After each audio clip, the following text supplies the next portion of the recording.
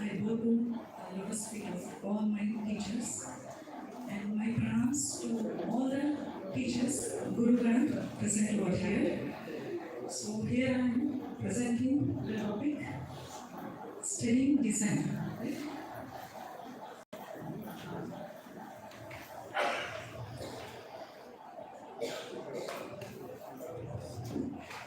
So can anyone tell me what I did from there to here? Just I moved a bit, right?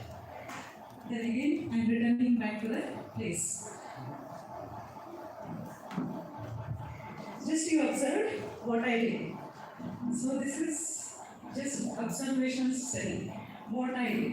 A person has walked and she has reduced, maybe just for a walk, I might have reduced few calories, right? Whatever you are observed while you are testing your research problem, whatever the results you as it is you put, that is observational studies. If you analyze what may be the reason, what may be the cause for that, then it will be observational plus analytical. But you don't correlate them. You don't have the testing or confirmation. Hypothetical confirmation will not be there. So this is the hypothetical testing. First one is hypothetical formulation. Hypothetical formulation is when I walk, then I may reduce few calories. Just you keep the result as it is. Then it may give you a question that walking a few steps, it may reduce few calories. Just some hypothetical formulation you will do. That is hypothetical formulation. For example, for this kind of study, you will use the cohort study or cross-sectional study, etc. For hypothetical testing, why it may have reduced, just you do a hypothetical question. Okay, for that kind of study designs are cross-sectional, analytical, etc. Then you have to confirm that hypothesis. You have to confirm that hypothesis, taking the two groups and making the two groups, and you will do the comparison. You run some statistical test, and that for hypothesis formulation, you will have some kind of reasoning. So that is hypothetical confirmation. So for these kind of study, we have various study designs like RCTs, etc. Okay, first slide. So these are the contributors of team 2. I am heading the team 2. Dr. Pawan Kumar Sandhu, Dr. Kiran Kallari, Dr. Vijay Kumar, myself, Dr. Madhusudan, and Dr. Sriharsha. Okay, next. Study design. We are talking about the study design. So objectives, learning objectives of this session is how to include details of study design while writing research paper, how to write ethical aspects of in an article. Here you have already done the research. Maybe it is a thesis, maybe a small case report, a small study in your clinic or OPD. Maybe you might have done small research project work, whatever. After doing all this research work, you will get some data, right? You will get some outcomes, you will get some results. Then now you have to present that in a scientific journal. Because stakeholders are observing, for it is beneficial for future generation, for other doctors, we have to publish it. And when we publish in a good journals, high indexed journals, or UGC care journals, then it will be most appropriate. Here we say in research, publish or perish. So after the session, all 3 days workshop, then you should say it as publish and cherish, right? We have to, whatever it is, morning sir said, whatever the simple study, because I have worked with a principal scientist in Central Food Research, They take very simple study, not the complicated like Ayurveda, because we are served in a nutshell. By doing so much big study only, that will be a research. That is not like that. Any simple study. For example, taking a Dadima Sorasa, it increases hemoglobin. There will be simple study the microbiologists or biotechnologists will be doing. For that only, they will follow all these scientific steps and this research, robust research designs, and then they will be able to, the study will be the simple, but the way they present, using all these guidelines, that they will be successful in publishing in a high indexed journals. So here you have already have some data, some tests you have done, you have done some data, then now how to present in a research articles, while writing articles, how to present them. So next, study design. In the way, how many of you are non-Karnataka here? Non-Karnataka? All will understand Kannada, right? All will understand Kannada, right? Okay. In the middle, I may use some of the jokes like that, so I asked. So study design, to just glance it out. You already know what is study design, what are those, and where we use, in which context we use such kind of designs. So we will fastly glance it out. So study design, next qualitative and quantitative. So qualitative, it is explorative, like literary research, it will be led by some other resource person in the forthcoming sessions. And we have in quantitative, observational and experimental study design. Experimental, it is purely interventional clinical studies. And what about observational design? Next.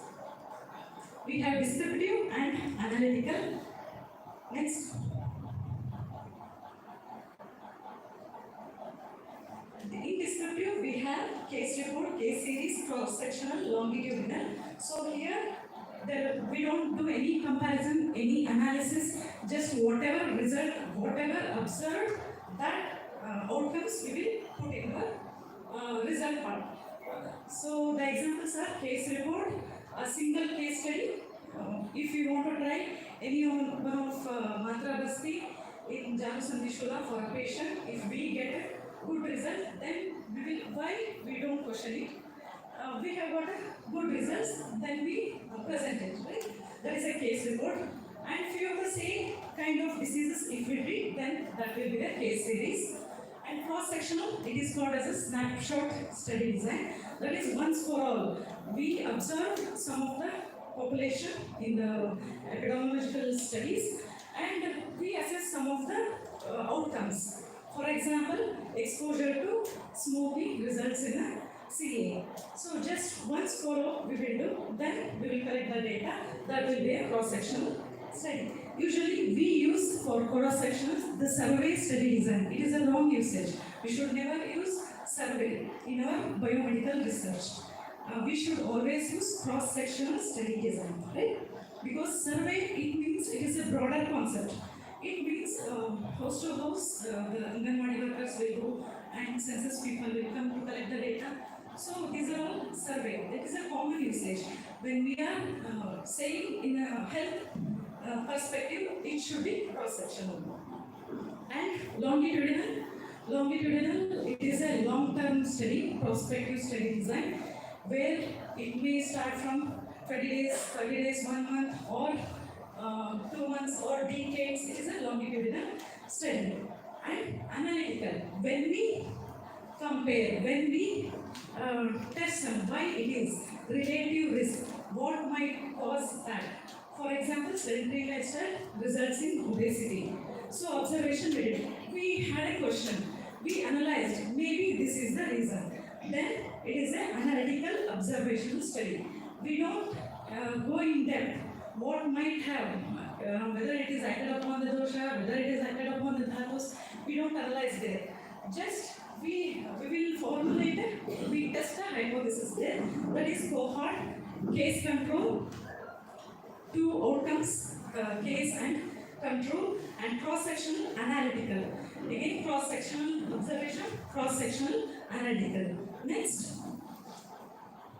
Experimental study design, it is purely information. For example, you already know clinical trial, gold standard, RCTs, field trial or real life trial, that is we go into the community and we intervene with some of the lifestyle manipulations or diet manipulation in the community, and we take the data there and we analyze. We analyze why it might have happened, why that result has come to us. And community trial, we go into the group for some teachers group, we study some of the things and we analyze why that changes has happened in them. So this is about experimental study design. Next, we already know about this. Now we will know how to present in the research article. This is the theme of the workshop, right? Next. So hypothesis formulation, hypothetical testing, hypothetical confirmation. So to brush upon case report, it is a single case study, case series, 2 or more cases, cross-sectional. It gives a prevalence rate, longitudinal, it gives a incidence of the disease, right? Next.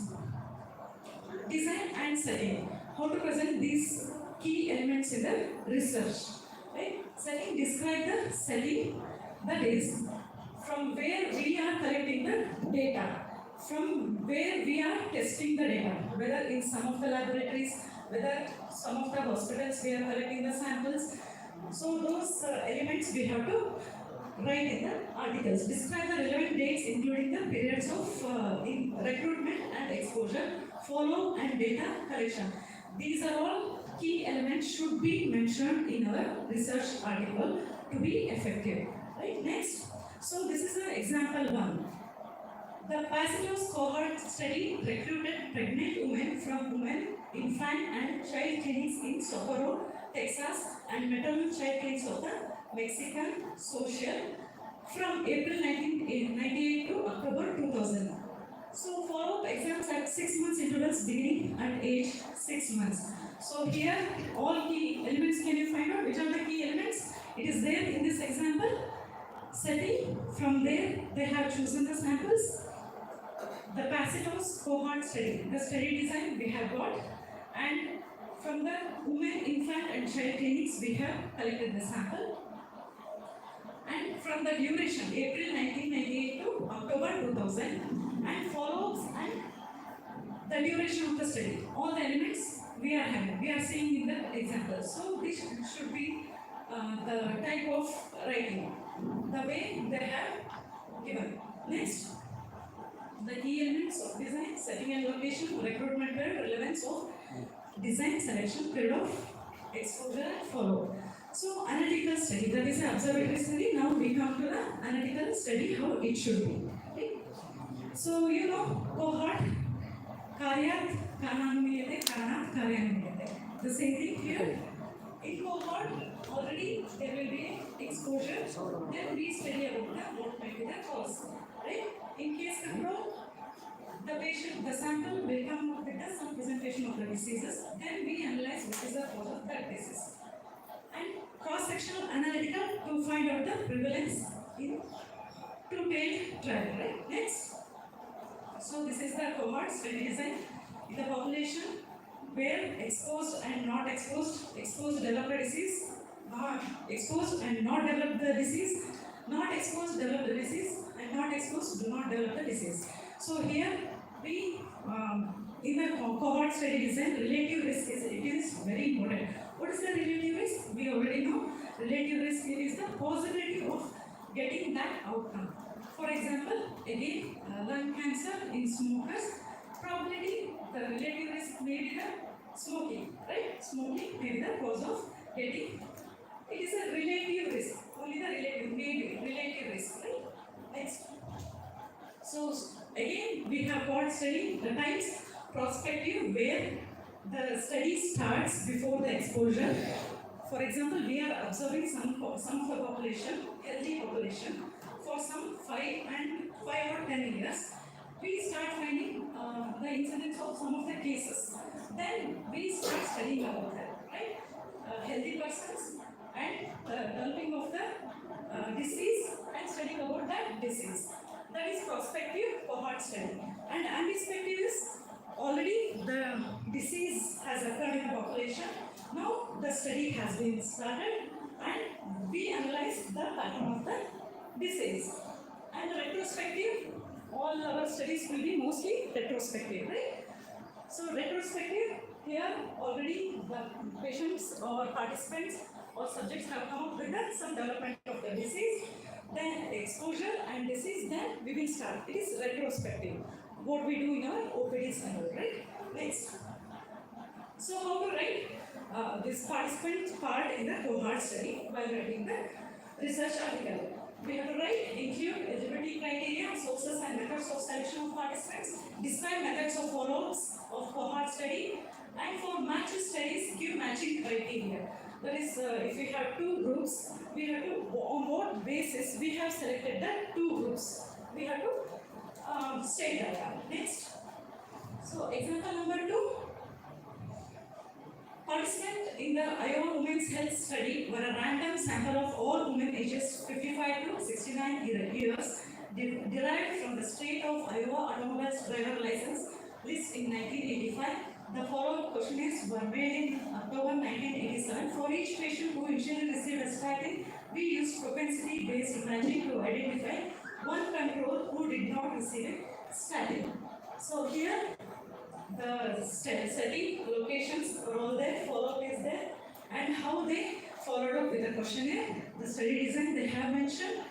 And again, if we have included special designs or special elements in while study, then also that should be the matching. I said the matching on what basis the two groups have been formed. That is propensity-based matching is, for example, the statin users, we won't get much of the statin users. While we might have included that subject, then we have to find the match in the control group. In the case group, we have statin user. In a control group also, we have to have one patient of that one. So, propensity-based matching is, it is like a quasi-experimental study. Here, we find such a patient who are using statin and we will match to the case, right? Okay, next. So, eligibility criteria, method of follow, matching criteria and its rationale. It is the difference between the exposed and unexposed. If relative risk is equal to 1, then exposure is not associated with the disease. The smoking has no effect on causing cancer.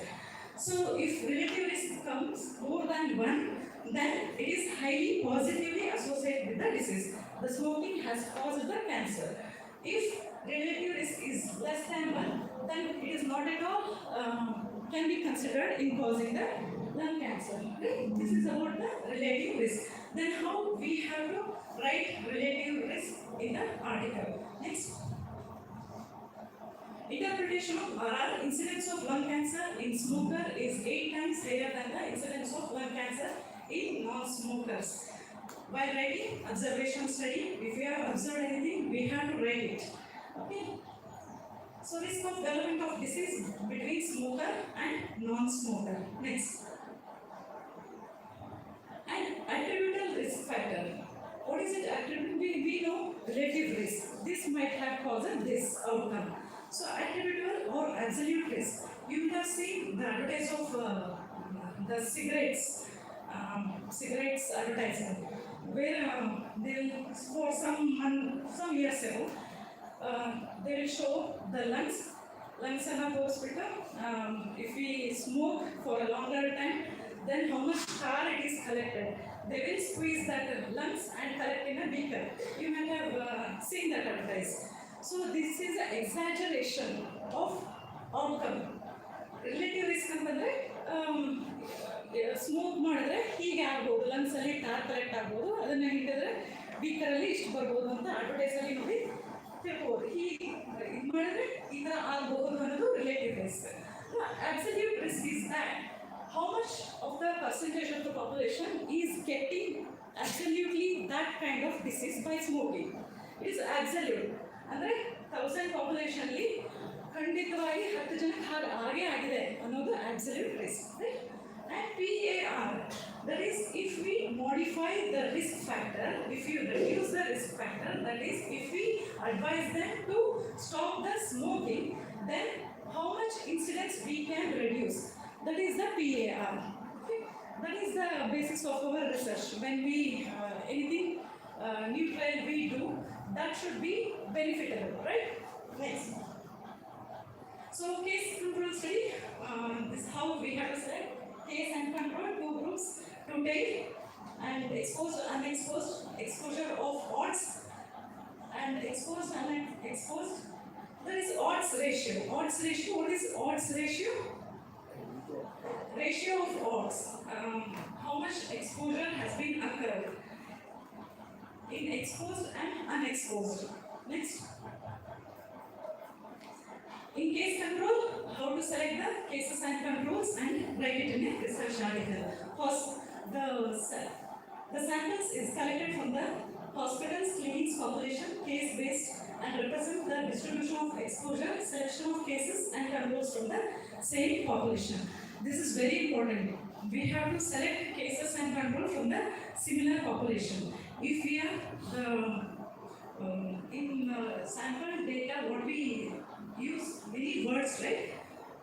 Universe. Universe is, for example, now the population the universe and the population teachers may study other population then again the target population will be there. That is teachers who are teaching in higher primary school. That will be the target population. And the sample we take from that target population, and each participant is called as a unit, right? So always there should be equal criteria in both case and control. It should not be different in case and control. For example, if we take in a case, for example, with the age of 20 to 25, here also we should take 20 to 25 with the same diagnostic criteria. Right. Next. So how to write? Eligibility criteria and matching for case control. Cutaneous melanoma cases diagnosed in 1999 and 2000 were ascertained through Iowa Cancer Registry. Controls also identified through Iowa Cancer Registry. Controls were individually matched to cases. Colorectal cancer controls were selected because they are common and have a relatively low. So matching reason, rationality they have. Melanoma and colorectal cancer both are carcinogenic condition, but it's in a different pathological situations. Again, if they have considered, then we have to give reason why we have taken such kind of cases. Right? Next. So eligibility criteria, sources of case ascertainment, matching criteria and its details. Rationale, that is reason behind choosing case and control. Whatever we do, we have to reason it. We should not mask it. The main Ayurvedic professionals we do in our studies. There, in other contemporary science, whatever they observe, they will do it. So their research writing will be so much of robust. Next. Cross-sectional analytical. The identification of group is based on the presence of disease and absence of disease. Find the frequency of the suspected risk factor. In patients of cancer and without cancer, history of smoking and non-smoking. It is a relative risk factor. Next. Variables. We have to define all these variables in our research articles. What it is? All outcomes. Whatever outcomes are measured, whatever results have come, all those variables has to be mentioned. And exposures, whatever the exposure conditions was there, whether we are giving any treatments to them, whether diagnostic tool has been discovered, whatever it is, that should be stated. And predictors. Predictors, for example, ಈಗ Thomas ಆಲ್ವಾ Edison 3 ಸತಿ failure ಆಗ್ತಾರೆ bulb ಕಂಡುಹಿಡಿಯಲಿಕ್ಕೆ, 3ನೇ ಸತಿ ಅವರಿಗೆ click ಆಗುತ್ತಲ್ಲ. So he will be successful. He will find out something that when we are doing the research, we are finding something valuable that should be mentioned in our study. That is predictors. And which might be the cause. we are the researcher, we can judge well, right? So what might be the potential, this might have happened to cause this. If we find such things, that has to be noted and mentioned. And potential confounders. Potential confounders is that, for example, if we are child or infant mortality rate, we are finding infant mortality rate, we may take that nutritional deficiency in mother into the study, and we may observe. And one or two samples will be that elderly primate. That is also is a risk factor for the infant mortality rate, right? That is the effect modifier. It will alter the result. If it is there, then we have to state in our research article. And effect modifiers. If the patient had come with a Janus and Shula, and it is with an intense pain, we started margapasti, and in between, patient may ask us, if there is an intense pain, can I take Duro? Okay, you can take. One or twice you can take in between. We say that is the effect modifier. If we have said to take Dolo in the study duration of 15 days, how many days she has taken, that we have to mention it. Okay, that is effect modifier. Because these all will be calculated during biases. We have different kinds of biases. The outcome should not be biased with these things. Okay, next. Example for outcome and confounders, that is Badakara Hetu ante ಹೇಳ್ತೀವಲ್ಲ, okay, that is confounders. Only major congenital malformation were included in the analysis. Minor anomalies were excluded according to the exclusion list of European registration congenital anomalies. In the statistical analysis, factors considered potential confounders were maternal age at delivery and number of previous qualities. Factors considered potential effect modifiers were maternal age at reimbursement for anti-epileptic medication and maternal age at delivery. So effect modifiers, confounders, all they have stated. We also, if we found anything like that when we are doing research, our work, then we have to note them and we have to write them. Next. Data source and management. From where the data has been taken, from there it is being tested. All those things we have mentioned. For example, we are doing some like phenolic studies. Then where we are doing that phenolic study in some laboratory, that has to be mentioned. Data. And from where the sources are being collected, that all should be mentioned clearly. Next. Next we come to interventional experimental studies. Interventional or experimental studies. We know population from the population, we take experimental group and the standard group, and with the intervention, with our intervention, they may continue with the disease or get cured, and in control also, they may continue with the disease or they may get cured. Here the design is like that. For a specific period of time we will study. 4 month, 1 month duration, for 2 month duration, and with certain follow-ups. Right? Next. So objectives of clinical trials, we know to discovery of new drug or treatment or technology or any other procedure or primary prevention of the disease and screening or early detection of disease. These are all the objectives of clinical trials. Next. For eligibility criteria, the example is how to mention eligibility criteria in an article. Eligible participants were all adults aged 80 or over with HIV who met the eligibility criteria for antiretroviral therapy according to the Maldives National HIV Treatment Guidelines. So they have set eligibility criteria and inclusion/exclusion criteria like this. In this manner, we have to write in our research articles. Exclusion criteria were pregnancy and lactation or participation in another supplementary feeding program. Next. So study setting. The study took place at the antiretroviral therapy clinic of Queen Elizabeth Central Hospital in Maldives from January 2006 to April 2007. So Blantyre is the major commercial city of Maldives with a population of 10 lakh and an estimated HIV prevalence of 27% in adults in 2004. So here, study from where the cases has been taken, and they have provided with the incidence also, because the population, it is important to know about why we have taken such of sample size. Right, next. So intervention, example, each 500 mg tablet of Ayush 64 contained aqueous extract of Alstronia spalvis, Picorazole corolla, Stochia chelata, and Cisalpenia crispta. The dose was 2 tablets of 500 mg each and taken twice daily with a glass of water soon after meal, and this dosage remained fixed throughout the study for a period. Ayush 64 was procured from Indian Medicine Pharmaceutical Corporation Limited. Details of composition, quality standards, and features of chemistry, manufacturing, and control are described. So, about our drug, we have to write all these things. It is very important to write lines, right? Next. Intervention or experimental studies. It is based on randomization, randomized clinical trial, non-randomized clinical trial, we know. Next.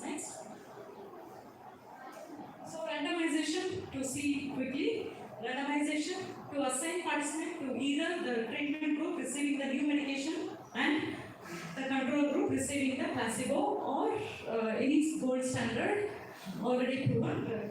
Random allocation, it ensures that each participant has an equal chance of being allocated to any of the treatment groups. Allocation consignment is achieved by using a central computer system or sealed envelopes containing allocation codes. Blinding is also known as masking, involves keeping certain individuals involved in the study unaware of key information to prevent bias. It may be single, double, or blinded. Next. So randomization, how to write this technical terms while writing the research. Patients were randomized at each site to either of the two arms of a standard of care or Ayush 64 administered along with Ayush plus a 1:1 ratio. 1:1 ratio, here we give that and here also 1:1 ratio. Right? And on a first come, first serve basis, a central randomization schedule was prepared by the study biostatistician using standard statistical software. Block randomization was by computer generated random number who was independent of the recruitment process for allocation consignment. Outcome assessor and data analysts were kept blinded. The placebo was matched to the study drug for taste, color, and size, and microcrystalline cellulose, etc. This is how we have to write about the randomization. Next.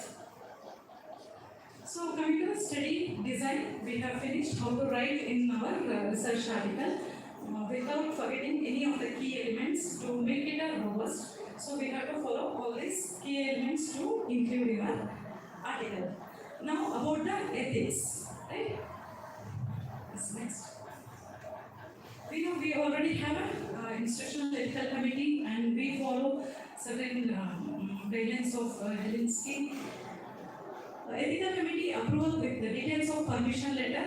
While writing research article, we have to include all these sections.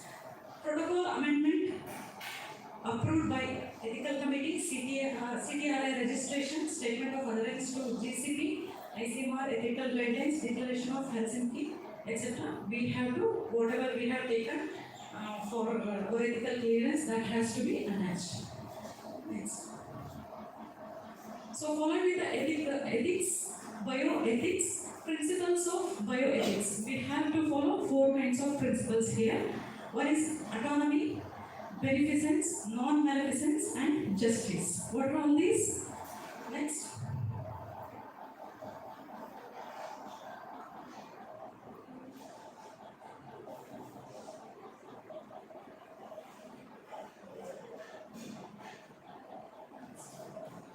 So autonomy is that to have a consent from the subjects. If they are not willing to participate, then we should not force them, or we should not reveal any kind of information without their consent. Second goal will come from the self-respect. We have to maintain that one about our participants. That is autonomy. Beneficence is that we have to, whatever our intervention is there, whatever our trial is there, that should benefit them. In some or other thing, we should benefit them. Not that exaggeration, ನಾವೇನೋ ಕಂಡಿದ್ದೀವಿ ಅಂತ ಹೋಗಿ ಅವ್ರಿಗೇನೋ harm ಮಾಡೋದು ಅಲ್ಲ. Beneficence in some or the other condition it should benefit them. Beneficence. Next, non maleficence, that we should not harm them. ನಮಗೆ ಬೇರೆ ಹೊಸ trial ಮಾಡಿದ್ದಿರುತ್ತೆ, ಅದನ್ನು ಅವರಿಗೆ ಹರ್ಟ್ ಆಗೋ ಥರ ಇದ್ದರೆ we should not do such things. For example, we want to try some anti diabetic drug, then we say the participants to come every week for cubital for blood sugar level check. This is not possible, right? It harms the patient, right?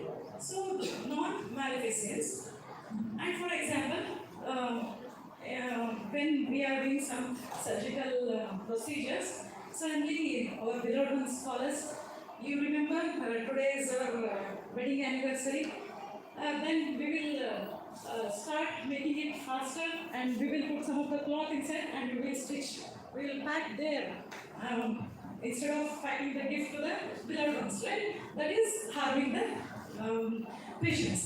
And justice, we have to provide the justice to the participants involved in the studies. That is, justice is, for example, we have two trials, Karjuradimanta and some Kashayas. If the participant is very friendly to me, I will put them in a Karjuradimanta group, right? This should not be done. This is, we have to provide justice beyond any age discrimination or anything, right? This principle should be followed by conducting the research and by when we are writing the research articles also, because we should not endorse personal identities, or when we are going to the marketing, we should not put their photos like that. These are some of the few ethics we have to follow. Next.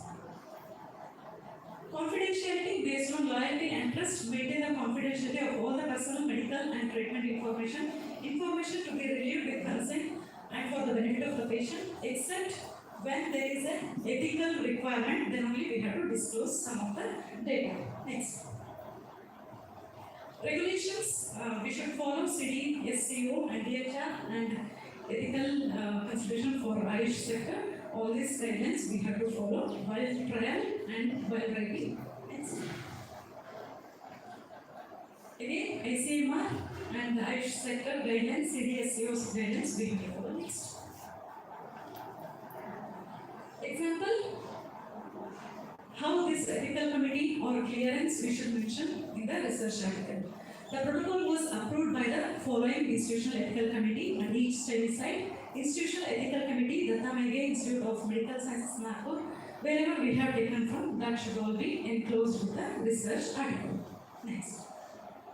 Informed consent under biomedical ethics, a process by which each and every subject voluntarily confirms willingness to participate in a particular trial after having been informed of all relevant aspects of the trial.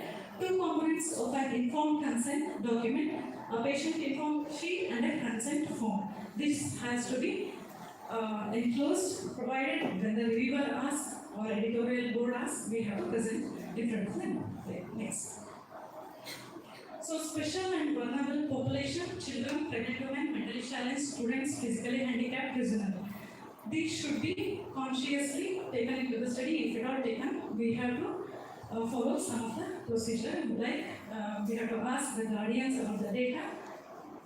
Next. So group activity, they have made some groups in the morning, right sir? Madam, they have made groups, right? So study design, let us see. I will say some of the study design. You have to identify which is that. Next. A clinician reported Udaroga as a special case of Chitrodara in women who had history of taken Sharkara Kashta Asti Kantaka. So here, a clinician reported a case of Udaroga. So history ಕೇಳಿದಾಗ so ಕಲ್ಲು ಹರಡು ಅಥವಾ ಕಡ್ಡಿ ಅದು ಹೋಗಿದೆ ತಿನ್ಬೇಕಾದ್ರೆ ಹೋಗಿದೆ ಅಂತ ಹೇಳ್ತಾರೆ ಅಲ್ವಾ. So what study design is? Case study? Okay. Yes. A case report. Next. To find out association between Vata Prabhupka Hetu and Astiksha with respect to bone mineral density. Here we are finding out association between a Hetu is there, Karyakarana, it is there. Okay, Hetu is there and Astiksha is there with respect to BMD. What it is?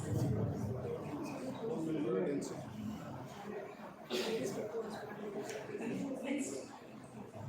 So case control study. Next. By seeing it only, you can identify very easily. During the year 2012, in a rural community development block in 1,001 lakh population, having 5,000 children between age group of 2 to 5 years on the basis of history of eating, soil, 2,000 children are divided into two equal groups. The two subgroups were followed for 1 year period to study the percentage of HD in both the groups. The hypothesis was that the incidence of anemia is much more in children who have soil eating, that is Mukbakshana Janya. What kind of study design it is? Cross-sectional? Cohort? Okay. Yes. It is a cohort, right? There is an observation here. Snapshot, just cross-sectional, once for all. The outcome we see here. Next. A physiologist carried out a study to find out the prevalence of COPD in different Deha Prakriti. Prevalence of COPD in different Deha Prakriti. What it is? Cross-sectional?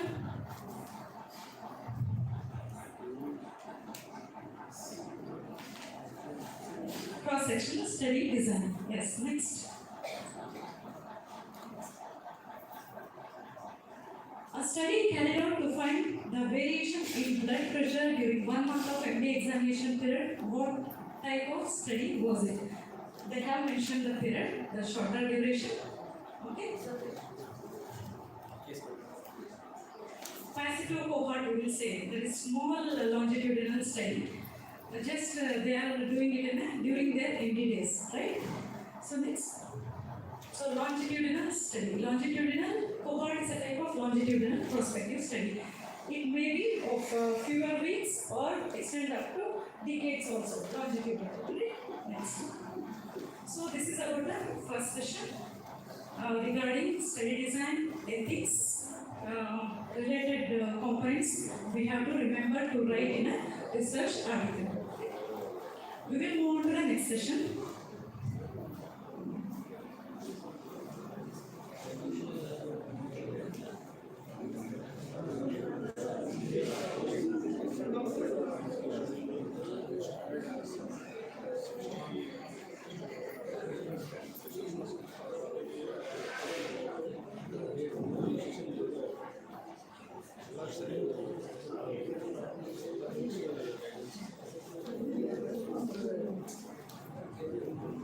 Was it understandable? Because it is the core of the study.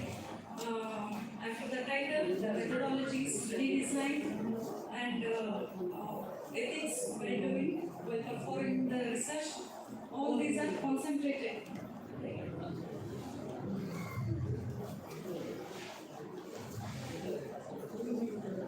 So the next session is methodology. How to structure proper methodology, the sampling, SOP, standard operative procedures, standard operative documents, and sample size. Next. So here the objective of this session is to report sampling and sample size in an article, to mention eligibility criteria in an article, to know about the purpose of SOP and SOD. Right? Okay. Next. Sampling. We know various kinds of sampling methods are there.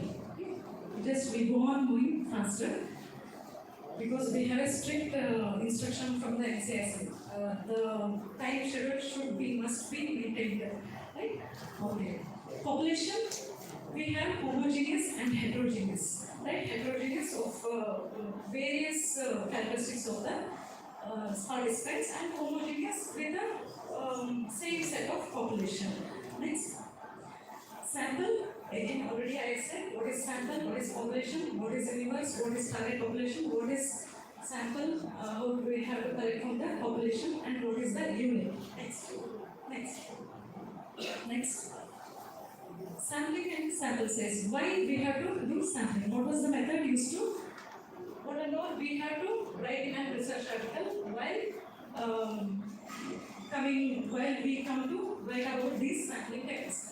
What was the method used to select participants for a study? Random sampling is not a randomization. There is a difference. Randomization is systematically collecting the sample, choosing the samples. Whereas random sampling is just we go on in a community and we select few participants and we collect the data. Random sampling, randomization, that is different. And sample how many participants were included. All these things we have to mention in our articles. Next. Types of sampling, probability sampling and non-probability sampling. Usually, which kind of sampling method we use most of the times? This is simple random or systematic or purposive convenience we may use, right? Most of us we will use this one. Next, simple random sampling. This sampling method is as easy as assigning the numbers to the individual, the lottery system, and using number generating software, random number table. We have different softwares for sample selections that can be used. Next. Systematic sampling. We have a 10 groups. We select first sample randomly, then we leave 2, then select 4, and we leave 2, 5, 6, 7 sample we take. Like that. This is a systematic sampling. And stratified sampling. We may take all the teachers in a school, and then again we group into the number of groups. That is coming from rural area, coming from urban area, and who are teaching. And quota.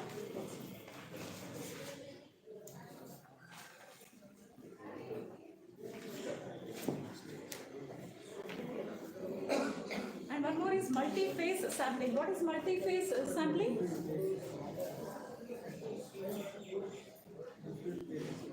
Multi-stage sampling and multi-stage sampling. Two are there. Multi-stage sampling from different places. We will take, that is multi-stage sampling.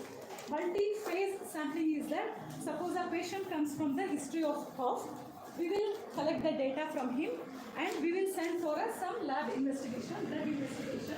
After blood investigation, again we will collect the data the second time. Multi-stage, right? Multi-stage sampling and multi-phase sampling. Both are different. And again, we will collect the data sampling. We all know this, just because we are glancing out and while writing, we have to mention all these technical terms in our articles. Convenience sampling. This is collecting the market research data from conveniently available pool of respondents. We will go to the IT sector. We want to know about computer vision syndrome. We will go to the at our convenience. We will go to the IT company. We will collect the data. That is convenience sampling. Next, quota sampling. We only assign some quota. We only do some naming, labeling. That is, in this group, who all are wearing blue shirt, we will assign it some group. That is quota sampling. Right? Next, purposive sampling, also called as judgmental sampling or authoritative sampling or expert sampling. It is all dependent upon the researcher. Judgmental, whom we hire to set him in a case room or control room. It all depends upon our judgment. Right? Next, snowball sampling. This is a reference system. I'm doing research on diabetes. So one patient come with the diabetes. I will give her a trial drug and I will say her to refer this kind of treatment is available and let them come and involve in the study. So they will go outside and whoever in their circle they will refer. Like that. This is a snowball sampling. So example, after discussion with the study group experts, the principal investigator and coordinator and the chief biostatistician finalized a convenience sample of 140 participants. If we have followed some of the study designs or some of the sampling techniques that has to be mentioned clearly. Next. A stratified multi-stage sampling design has been used. As two-stage design was used in rural areas, while a three-stage design was adopted in urban areas. In both urban and rural areas, three-level stratification was done based on geographical distribution, population size, and socio-economic status, so as to provide a sample of individuals who are truly representative of the population of India. So much clearly they have mentioned. We have to practice that only. Next.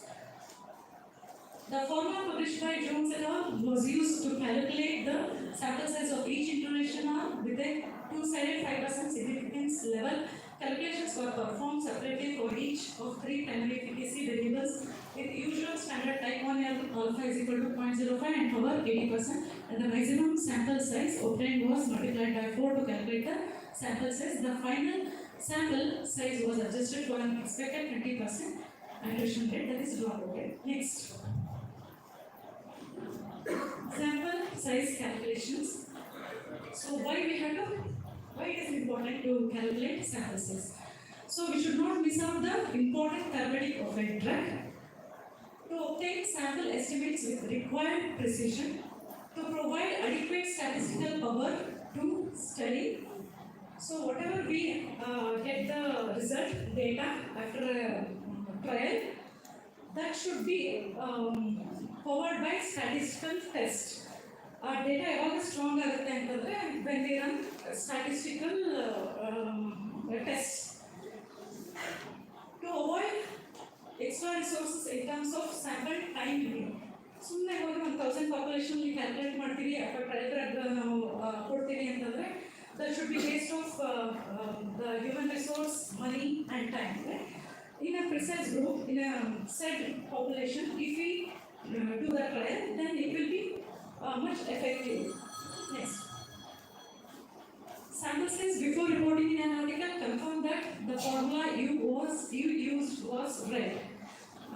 Before starting the study, whichever sample size we have used, that should be written in a document, and that should be, while writing the research article, we should mention it which was the formula we have used for calculating the sample size. Not all sample size calculation formulae are based on the prevalence. Here, depending upon the study design, depending upon the outcome, depending upon the means, depending upon the proportion, we have, and depending upon the infinite population and finite population, we have different kinds of formula, different kinds of apps, software apps is there. Through that, we can calculate the sample size. Next. General rule for sample size calculated on the basis of outcome nature. Specially consider primary objective as an outcome. Ideally calculate for all objectives and which one is higher take into the consideration. When prevalence is not given, do pilot study. Use 50% as a case scenario. Calculate hospital-based sample size. So when we start a study, we do literature review. So that is study ಮಾಡಬೇಕಾದ್ರೆ prevalence rate ಎಷ್ಟಿದೆ ಅಂತ statistical ನಮಗೆ information ಇದ್ರೆ ಅದರಿಂದ ತಗೊಳ್ತೀವಿ. Otherwise previous study in recent years ಆ reference ಹಾಕಿ ನಾವು sample size ಅನ್ನು ತಗೊಳ್ತೀವಿ. Otherwise, if we don't have prevalence rate, then use 50% of the prevalence rate. Right? Next. So here we have previously open EPI software for calculation of sample size. There it is a mean based test, proportion based and statistical test what we use. On that basis, they have given some of the parameters. There we have to click. We know mean, we know proportion, we know standard deviation, we know standard error. We have to click and write it down. Assumptions we have to write. Then it will give a sample size, a proper sample size. We have to know all these parameters. Next. So how to write sample size in an article? Incidence of the disease, etc. should be included in the introduction. Criteria for selection of the subjects or samples should be included in the inclusion and exclusion criteria. Total number of subjects to be studied must be calculated and must be included in the materials and methods. It should be clearly indicated how many subjects were selected for the study, into how many groups they are divided, and what is the uniqueness of each group. Next. So example on sample size calculation. As this was a hypothesis generating proof of concept study where we wish to study whether any changes occurred in metabolic and immune parameters in patients who were receiving Basli as therapy for obesity, a sample size of at least completed 30 patients was considered adequate for analysis. The next one, as it was exploratory study, a sample size of 30 completed participants, 20 in PPHF, that is people for it was arise PPF ಅನ್ನೋದು Covid ಟೈಮಲ್ಲಿ arise ಆಗಿತ್ತು. People for public health fund ಅಂತ ಹೇಳಿ. So for any health care service, they will come as volunteer for the trial group. 20 in PPHF group and 10 in placebo group was considered adequate. And next study is, since this was a pilot study, sample size calculation was not done. By writing, even the pilot study, we can write in as a research article. We can publish a pilot study also. So, while publishing the pilot study as an article, then we can mention sample size was not calculated because this was a pilot study. Actually, morning sir was telling pilot study is very important. When we start a synopsis writing, we have to do a pilot study. Next. Eligibility criteria. How we have to write eligibility criteria? Mention the inclusion and exclusion criteria separately. Clarify operational definitions. If we are studying on anemia, then there should be of this much, with the range of this we include, and this much we will exclude. That operational definition we have to mention. Report in sentence format, not in point format. Usually in synopsis writing, we write it in a bullet format, right? Point format. But while writing in a research article, we have to sentence it. Right? Next.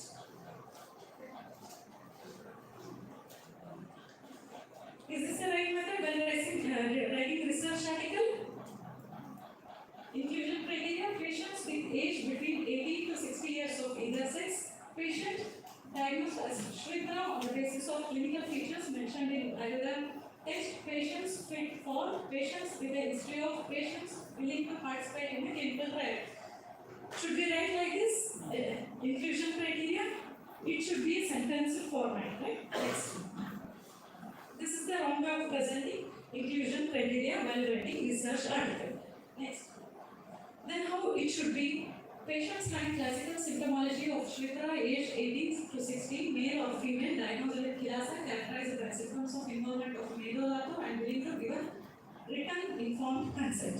This is the right way of writing the inclusion criteria while writing research article. Next. Again, one more example: patients having classical symptomology of Madhuvena as well as type 2 diabetes, age 30 to 60, male or female, diagnosed with type 2 diabetes, characterized by fasting blood sugar with so and so values, and or postprandial blood sugar, positive urine sugar, and having symptoms of polyuria, polyphagia, and polydipsia, and willing to give written consent, informed consent. Right? This is the right method of writing. Next. Again, the exclusion criteria, it should not be in a point format, it should be in a sentence form. This is the wrong form. Next. So how to write exclusion criteria? Patients of the age less than 18 and more than 60 years having wide anesthetic spots which are characteristic of leprosy, lesions in the genital area, patches complicated with eczema, evidence of malignancy, diabetes mellitus with complication, albinism, pregnant women and lactating mothers. Patients with participated in any clinical trial within last 6 months are not willing to give written informed consent. So this time we should really write about exclusion criteria. Next. Again, one more example how to write exclusion criteria. Next. Next, coming to the next topic, standard operative procedure. Okay. Then what you do?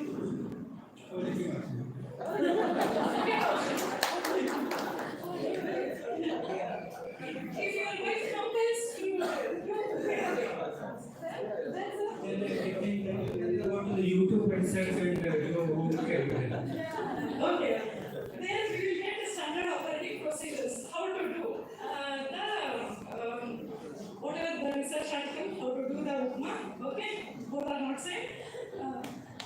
So there it will say few stepwise instructions compiled by. It is a standard operating procedure compiled by a researcher who will do research. He has to follow some steps while performing research. This is about standard operating procedures. Stepwise we have to do because we should not miss any step. For example, we will allocate the samples. Then directly we should not say them the diagnosis. We should ask few questions. We should collect the data, primary data. Then only we and into groups, any other groups we have to allocate them. Then we start our trial, right? Some of the stepwise we have to follow some operations. Right, next. What is standard operative document? Again, if stepwise says you do like this. First you take the rava, you fry it in a little bit of ghee and cut some vegetables here and you give some organic and vegetables and then the water, then put rava and close the lid.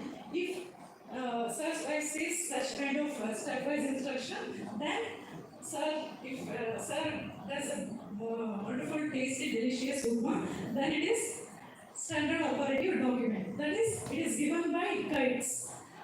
Okay. Standard operative documents. Yes, SOD. A document contains step-by-step instruction to guide researchers on how to perform a technical repetitive process within the scope of research endeavor in a research setup. Okay? ಅಂದರೆ ನಮ್ಮ ಗೈಡ್ಗಳು ನಮಗೆ ಈ ಥರ ಎಲ್ಲ ಮಾಡಿ ಅಂತ ಹೇಳ್ತಾರೆ. So ಆ ಪ್ರಕಾರನೇ ನಾವು ರಿಸರ್ಚನ್ನು ಕಂಡಕ್ಟ್ ಮಾಡ್ತೀವಿ. And while we performing, we have separate steps. We will calculate. So only we insist our PGs to keep a synopsis book or a thesis book separately. Whatever they do, they have to document it, right? To should not miss any kind of important data. Next. Purpose of SOP: achieve consistent, even simple process are susceptible to various interpretation. It improves quality assurance and safety. It saves money, time, simplify human resource. ಈಗ YouTube ನೋಡ್ಕೊಂಡು ಮಾಡೋದಕ್ಕೂ ಯಾರೋ ಹೇಳಿಕೊಟ್ಟು ಮಾಡೋದಕ್ಕೂ difference ಇದೆ ಅಲ್ಲ. So simplify human resource management, avoid knowledge loss, simplify audits and enhance autonomy. Next. Common SOPs, standard operative procedures are good clinical practice, subject screening and recruitment, informed consent process and documentation, eligibility confirmation, source documentation, data management, protocol deviations, and adverse drug reaction, reporting, safety precautions. This adverse drug reaction, many cases we miss out this one. If we are trying some new drug or any previous drug also, if the patient comes up with a new complaint, we have to take a note of it. If it is a beneficial one, then it is good to him. Or else, if it is causing any allergic reactions or any vomiting sensation, then we have one more session, which is lately introduced into that schedule. They have.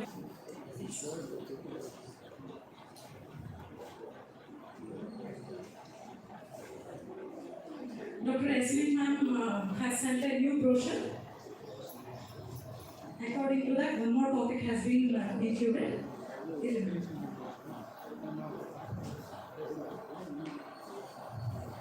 Validation of questionnaire or formation of a questionnaire, how to prepare a questionnaire. It was lately introduced into this schedule. So what is validation? Whatever the data we may collect from the participants, that questions should be validated, standardized. That is validation. And questionnaire, it is a data collection, one of the data collection tool, that is a questionnaire. So here we have to maintain, this is for like questionnaire, when we are asking questions from the participants, from the people, then we should always note it is like a Janta Janardan. ಅಂದರೆ ಜನರೇ ದೇವ್ ಅಂತ ಹೇಳಿ ಯಾಕೆಂದರೆ we have to maintain that social relation with them, we have to learn from them.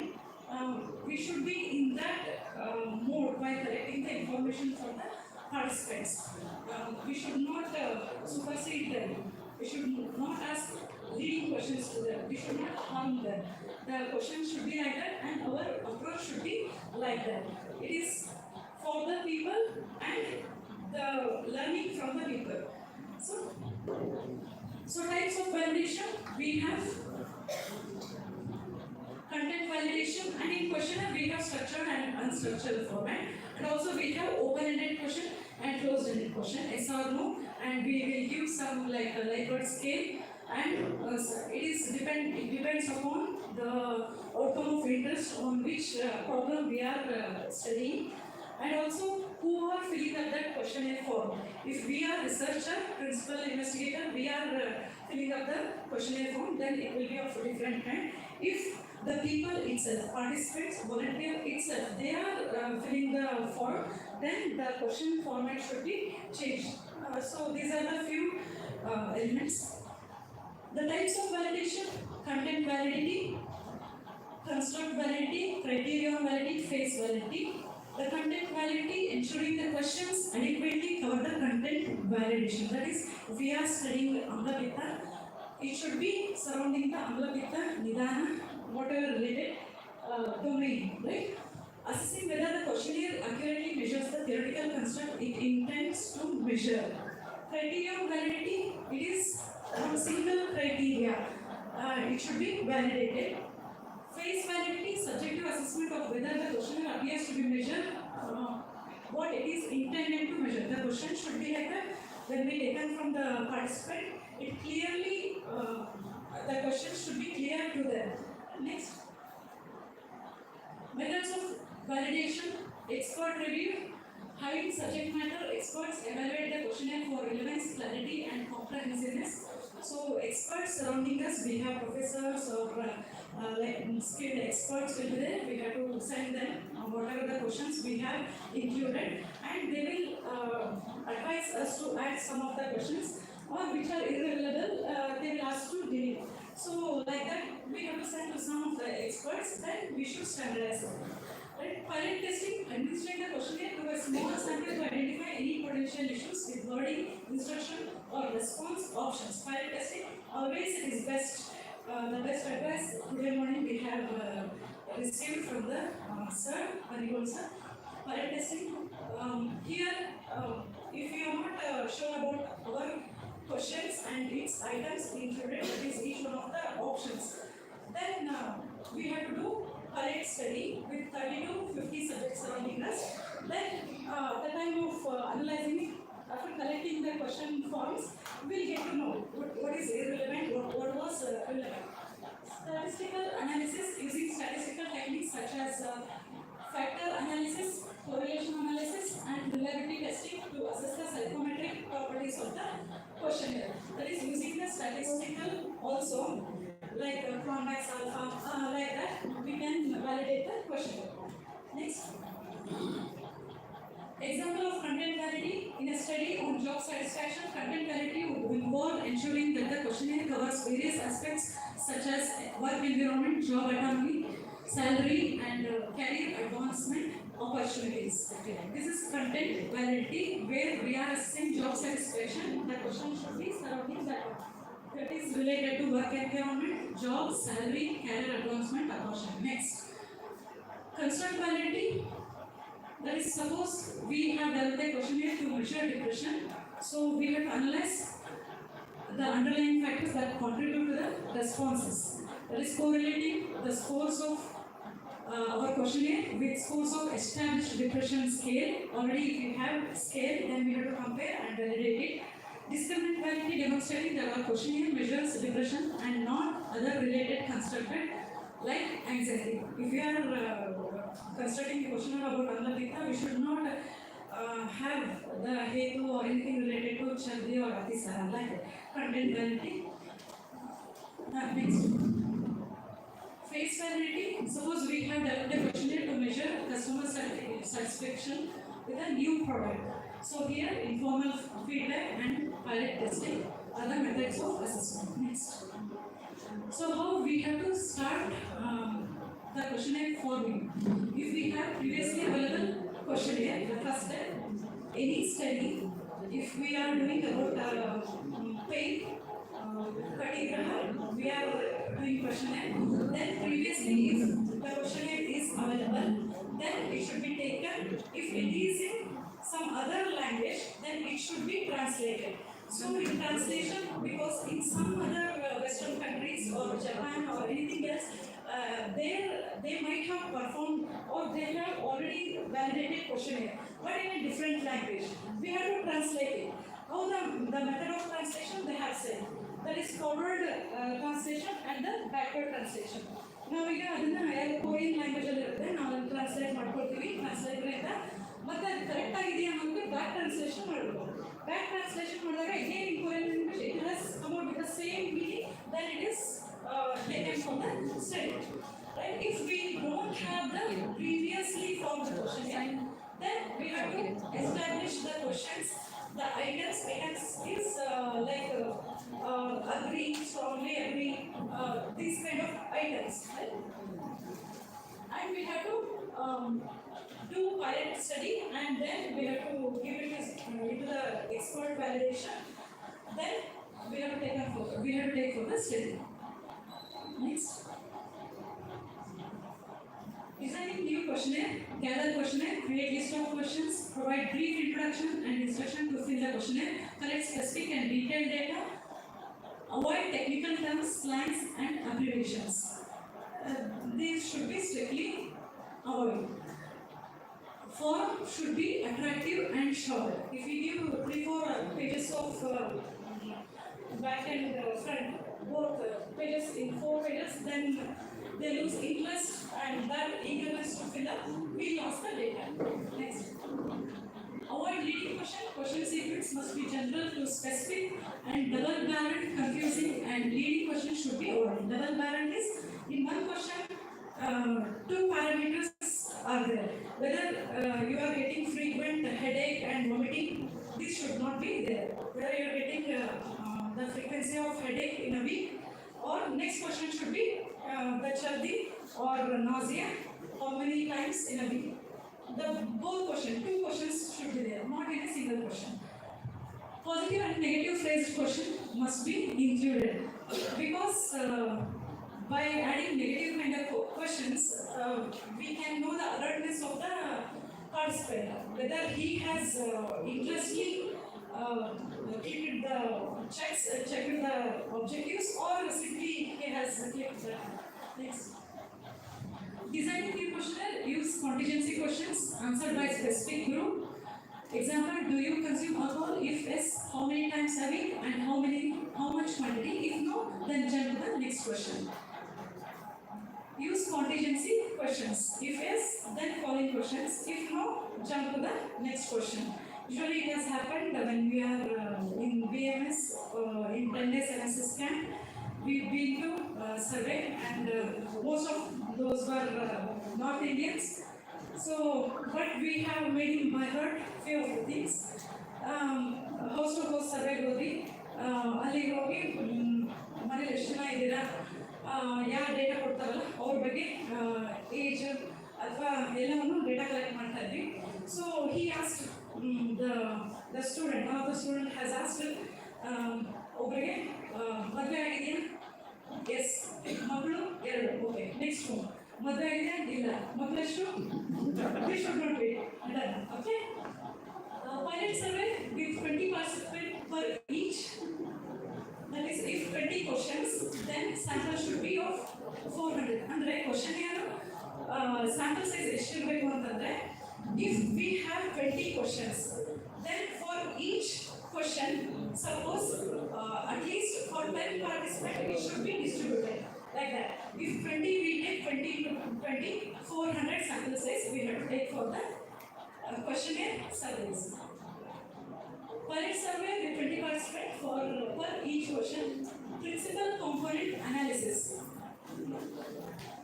That is, it is a test for questionnaires. We should not miss principal components. We have vast data. The main important data we should analyze in a questionnaire. That is a principal component analysis.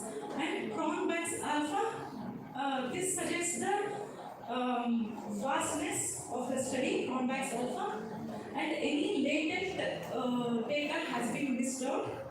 That is given by Cronbach's alpha. And revise the questionnaire if needed. Revising it is always welcome. We have to rewrite, revise, and repeat the analysis to validate the questionnaire. So this is all about the question. So we came to know about today's session, the study design, how to write it in a research article, and sampling techniques, and the sample size. To know the sample size, we have so many open API like that formula and softwares we have, and ethics in biomedical research, and also the validation of questionnaires. It was understandable. Can I able to reach you? Because all this is known by you all, just be brushed up, and we have discussed how to write in a research article without missing any points to make it very effective to accept in a good journals. Thank you. Thank you. Thank you so much, ma'am, for your wonderful speech. Now I request One question is, you mentioned in the inclusion and exclusion criteria, the word used patient, whether it is suitable. No, absolutely not. Patient should not be used. Even they have suggested subject cannot be used. We have to upgrade that one. We have to upgrade that one. The participant, volunteers, or adolescent age group of this, or women age group of this. This is a higher version of writing. Okay, we can upgrade that one. Designing your question. In COLLAGEAND, who are going to ask the question? Designing the Questions. Karmajavadi. Okay. This is, we have to keep confidentiality between the participant and the researcher. What kind of vary if they are, if for example, even Arshas they have told us a Karmajavadi. So any kind of that untoward psychologically, physically, or Sahasa Karma, or Manasika Chinta, any kind, like that if they are doing, then we can. It is a part and parcel of history taking. Right? We are by doing in clinic or OPD, by history taking, only we ask since how many days the bleeding per attempt is there, since how many days the pain condition is there. Knowing Ayurveda concepts, we may ask some of the Ayurveda hetus to them, hetus nidana to them. But we don't ask about Manasika or Tatya or any Sahasa Karma they have done. All this we have to include in the history taking. Then only we can assess this one. Always Sharira Vyadi. How you are going to ask the Karmaja questions? Karmaja questions, Kushta, again, Karmaja is, again, that is Manasik Karmaja, Vachika, and Kaika. All those questions we have to form. Purva Janma Karmaja. Yes, Purva Janma. Sir, question before framing the questions, we need to validate those questions.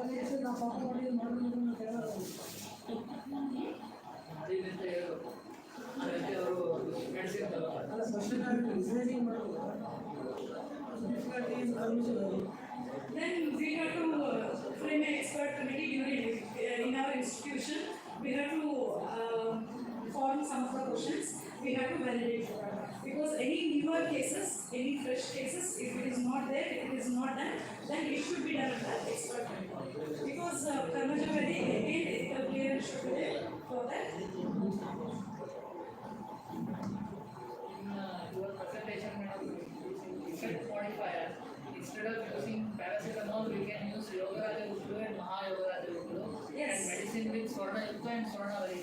Okay. Yes. Instead of telling modern. Yeah. I will update that in my next presentation. Thank you, sir. How kind of acid is taken by Ayurvedic? Is it necessary to get the disease or Yes, ethical clearance, it should be taken for any kind of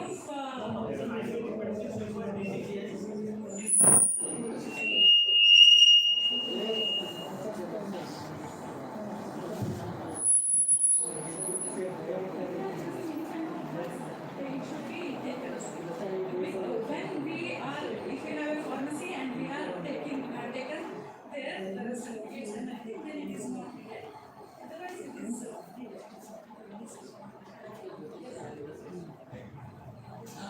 As far as my knowledge goes, if it is a new drug, then it needs to be DCGI permission need to be taken, or else if we are exporting it, then also we require this DCGI.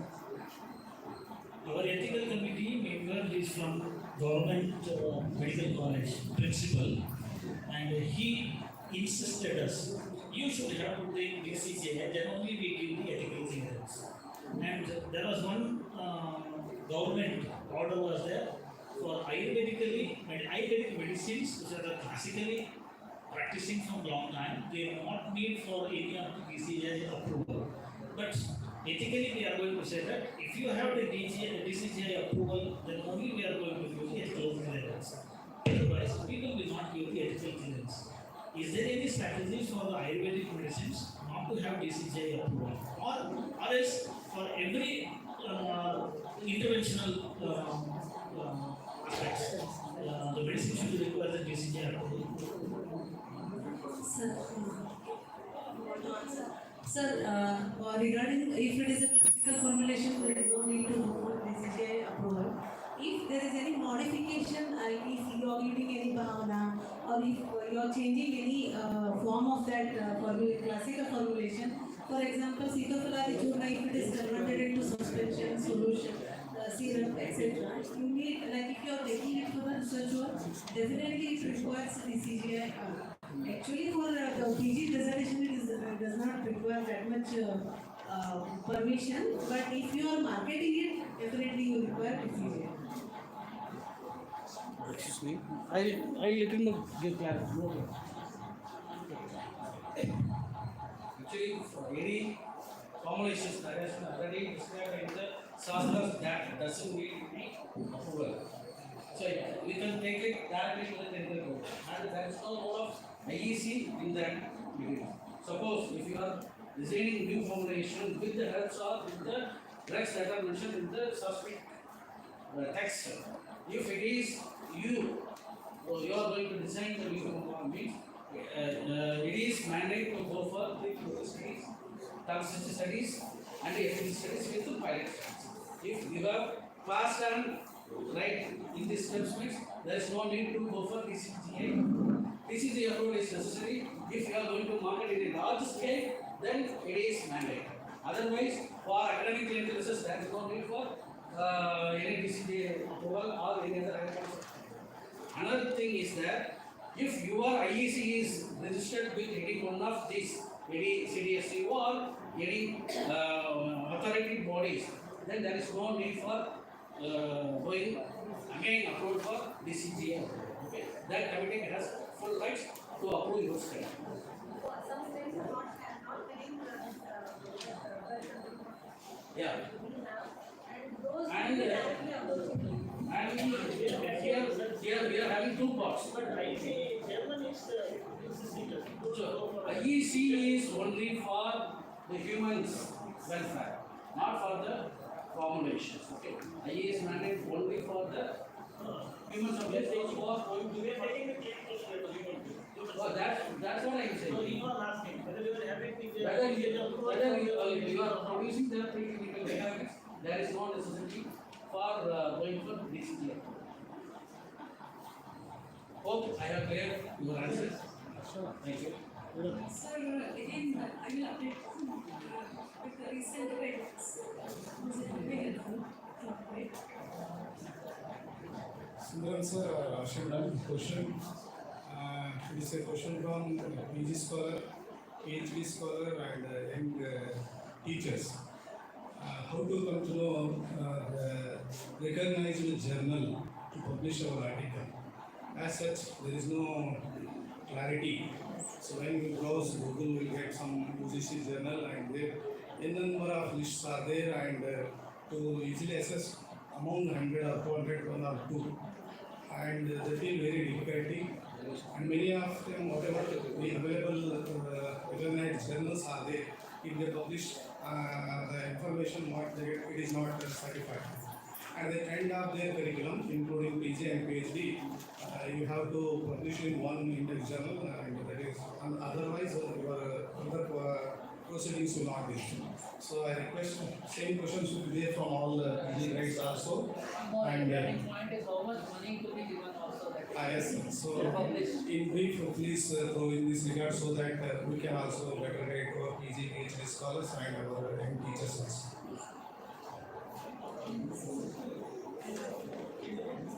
Actually, in the morning session, I have explained these things. Okay, anyhow, once again, I am going to repeat that.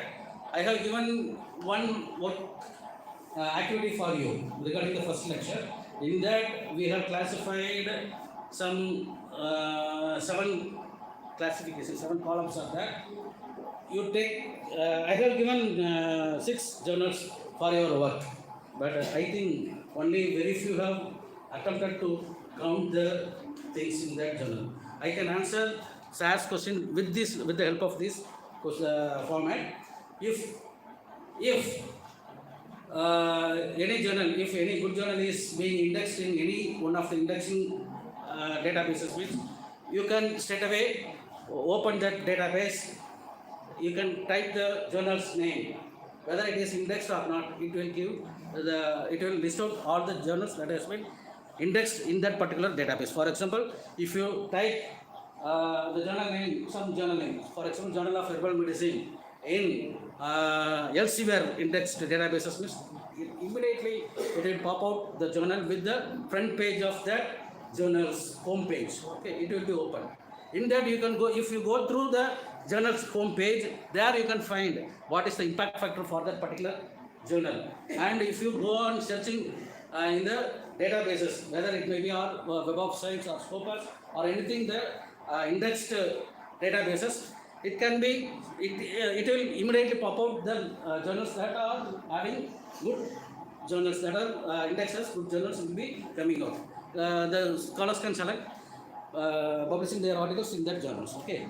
Apart from that, you just go through the home page, whether they are asking for any peer reviewing mechanism is explained there, whether they are asking for any article processing charges initially, or you can, whether you can able to locate the address of the editor or address of the journals that are publishing this journal.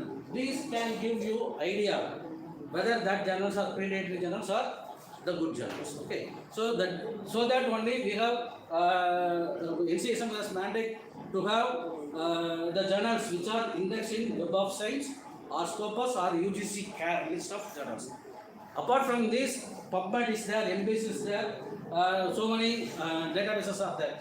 If a particular journal is indexed, if a particular journalist gives the information that journal is indexed in some databases, means you just go to the home page of that database, simply type the title of the journal, immediately it will say, or immediately it will pop out the journal's name with the first page of home page of the particular journal.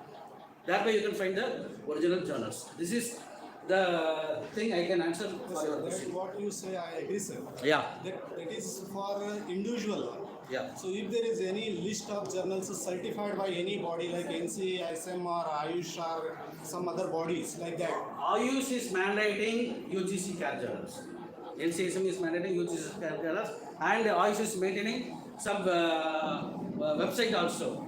They are collecting all the published articles all through the country, and they have given in that, I think, portal, some portal, Ayush portal, they have listed the journals and the articles also. Okay, but as of now, if a database is having a list of journals, means that is tend to change periodically. So some journals may come in within the scope, or some if it is having a high impact factor, means once upon a time it may go out. So it is the matter of cytometrics that I have explained in the morning that plays the vital role. So depending upon that, whether at the time of submission to the journal, you find out whether it is indexed or not in that particular database, then you can go for submission. This is another one. And regarding the article processing charges, it may vary accordingly. That individual has to decide whether that charges has to be paid by the PG scholar or the guide or the institution. For that purpose only, NCSM is coming out with the program that they are going to give, they are going to offer the article processing charges for the good articles, good papers, for even for PG research workers also. So NCSM is going to spare that amount. They can go for even 2 lakhs of public charges for a wonderful research work. This is what I want to clarify. Excuse me, sir. Yes. I would like to add on to your answer, sir. If you go to UGC website, there is a UGC care list 1 Yeah. and care list 2. Yeah. So in care list 1, the journals which are UGC recognized that verification is done in the Savitribai Phule. If you go to Savitribai Phule college website, you will get the list of approved UGC approved journals, and it is quarterly or yearly it is revised. Updating. And in UGC care list 2, the journals which are there in Web of Science, Scopus, PubMed, those journals are there in the UGC care list 2. And it is free of cost. You have to register to the UGC website, and then you will get the care list 1 and care list 2. This is the authentic source where we can get the journals. This is also a correct point.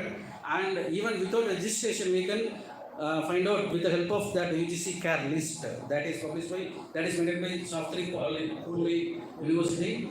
Just in the source of the title tag, if you type the name of the title of the journal, it will immediately say whether it is indexed or not.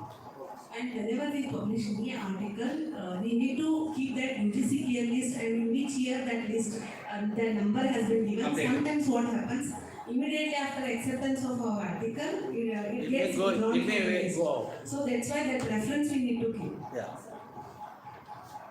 Anything else? Anything? Sampling science when you take for animals. So actually the animal ethical committee will cut that into 1/4 or 1/5 number of size. Even if you take 10 animals in a group, and if you have 3 groups, then they will say you take only 4 animals. Whether it has any statistical significant value if you do in 3 or 4 animals in a group. Actually, this is not relevant to our sessions. Anyhow, I try to answer your question. That point is rest upon with the Animal Ethical Committee people. Okay, that is approved by the one body is there in the Delhi. They will come and give the approval for each and every Animal Ethical Committee in an institution. This is one thing. And it is up to the purview of that committee members that they can suggest so many animals to be taken for the experiment or not. And it is if some journals reviewers are asking for that, means you can.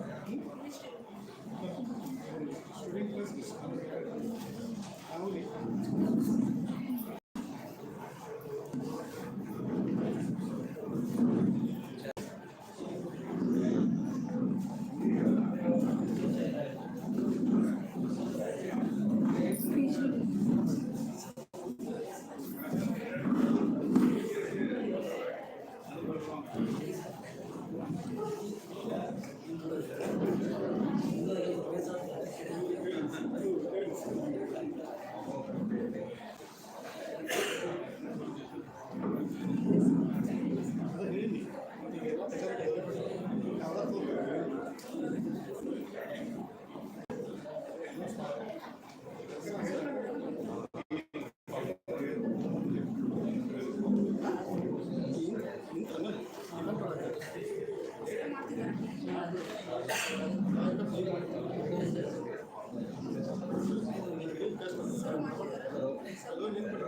sir.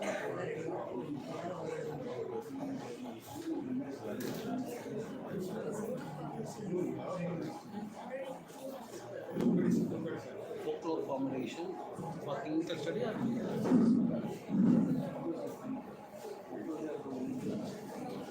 folklore means even though it is in practice, if you don't have any questions,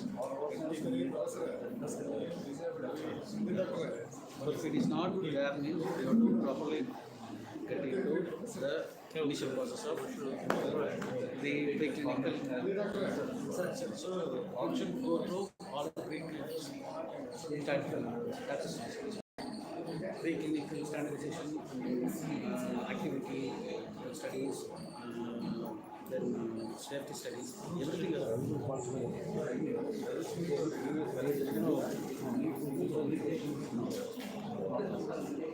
simple formulation is in vitro in vivo studies to be done, then that results can be published in the journal. That can be as a reference for your articles, and you can go for